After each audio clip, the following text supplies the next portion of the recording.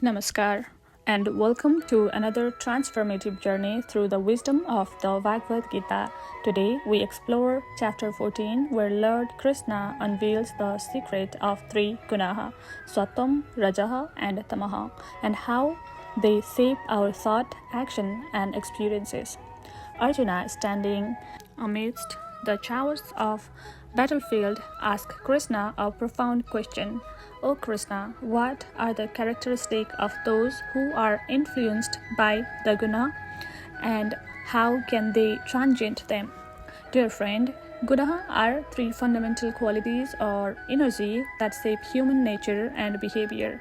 Let's take a moment to reflect. Have you ever wondered why some days feel light, full of purpose and serenity, while others leave you restless, frustrated, or stuck in a despair? Krishna's teaching offer profound insight into this state, showing us by practicing self-discipline, devotion to the divine, and rising above the influence of the gunaha, one can attain liberation and inner peace. He emphasized that those who are devoted to him with the unwavering love and surrender to the divine can transcend the gunaha and be freed from the cycle of birth and death. Krishna explained that all of creation is influenced by the three gunaha or qualities of nature, sattva, rajaha, and tamaha. These gunas are the forces that shape our mind, action, and our reality. To understand them is to understand ourselves better. Sattvam lead to wisdom, clarity, and harmony, making one peaceful and virtuous. Sattva is the mode of purity, goodness, and harmony. It is like a morning sunlight, gentle, clear, and life-giving. When we are influenced by Sattvam, our mind are calm, our heart are pure, and we feel the harmony with the world around us. Let's take a look on this example. Samantha is a reporter who sent to cover the aftermath of devastating earthquake to a remote town. As she arrived, the destruction was overwhelming. Buildings collapsed, and people were trapped or injured. Initially, she prepared to report, but the sight of the much suffering shifted her focus. Instead of staying behind the camera, Samantha put it down and joined the rescue effort. She helped evacuate survivors and assist those in need. There were no thought of fame or recognition, just a deep desire on help.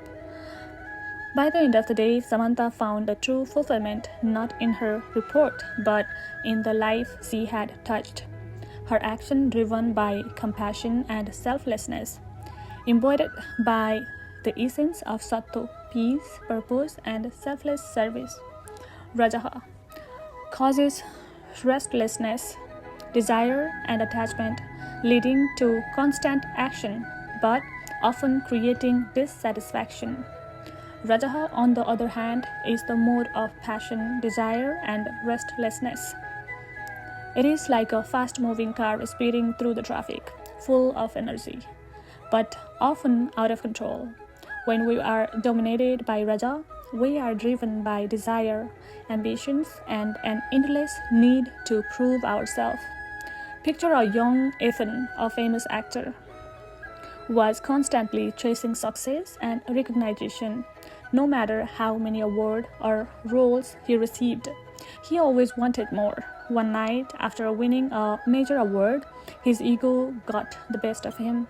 He publicly dismissed other actors, claiming he was the only one deserving of success. The backlash was immediate. His fans turned on him. His colleagues distanced themselves, and his career began to fade. Ethan realized too late that his constant pursuit of external validation had cost him respect and peace. He took time to reflect, humbled himself, and reconnected with the meaningful aspect of his life. Over time, he found balance and peace, learning that true success comes not from ego, but from inner fulfillment and humility.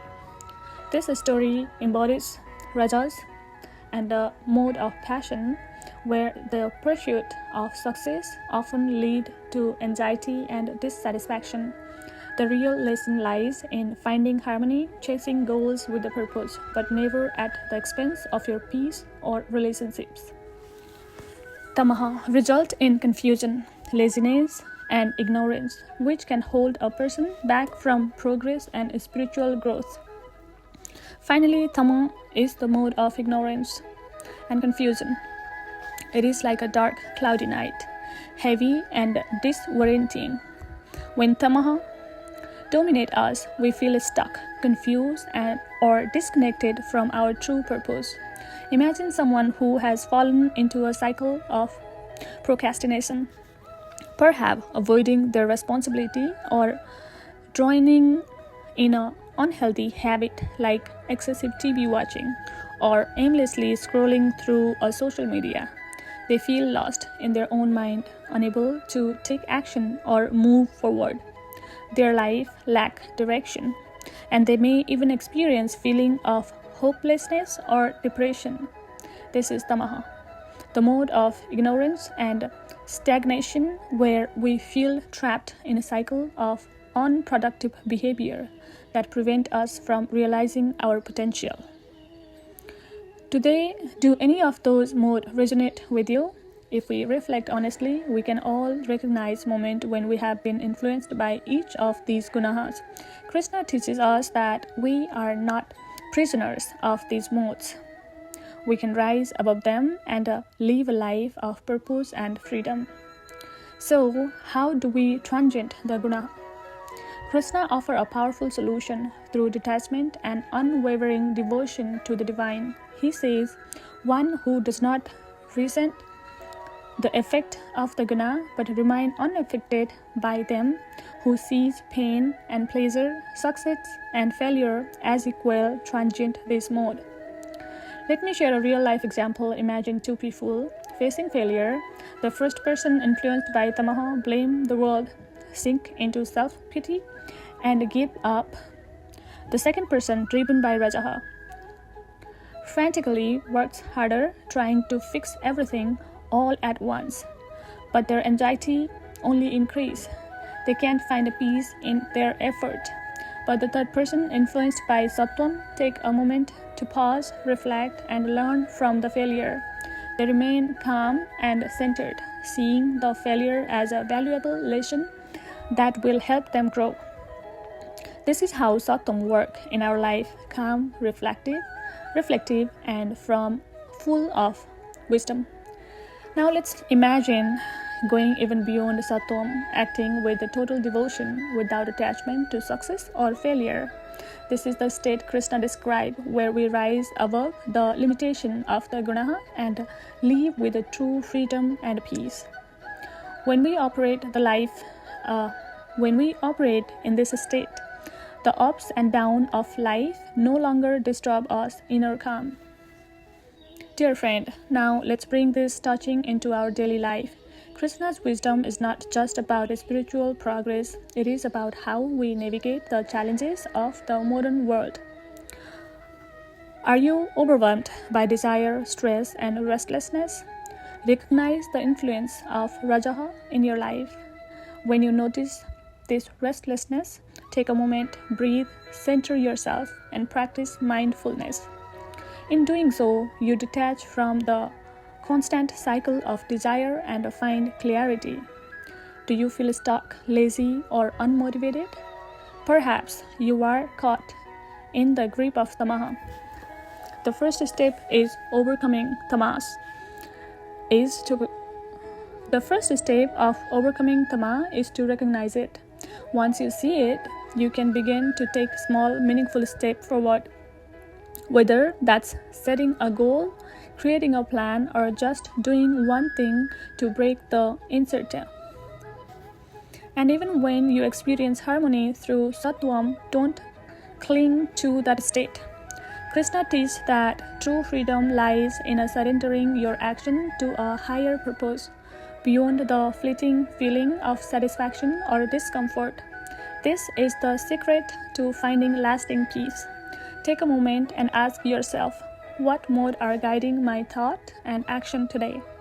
Am I driven by passion and desire, feeling restless and constantly striving for more? Am I stuck in a place of confusion, unable to move forward? Or am I acting with a sense of purity, guided by wisdom and clarity? Remember, Krishna's teachings show us that we are not defined by our circumstances. We are not bound by the guna. Through devotion, mindfulness, and surrender, we can transcend this limitation and live a life of freedom, joy, and purpose. This is the ultimate gift Krishna gives us, the promise of liberation from the cycle of life, the Gunaâ, and the limitation we place on ourselves. Through devotion, surrender, and self-awareness, we can rise above this mode and experience life in its fullest, most peaceful form. Thank you for joining me today. I invite you to carry this wisdom into your life. Observe the Gunaâ within you, rise above them, and connect with the divine within your heart. This is the path to true freedom and transformation. Until next time, may Krishna's words guide you toward a life of purpose, peace, and fulfillment. Stay inspired. Namaskar.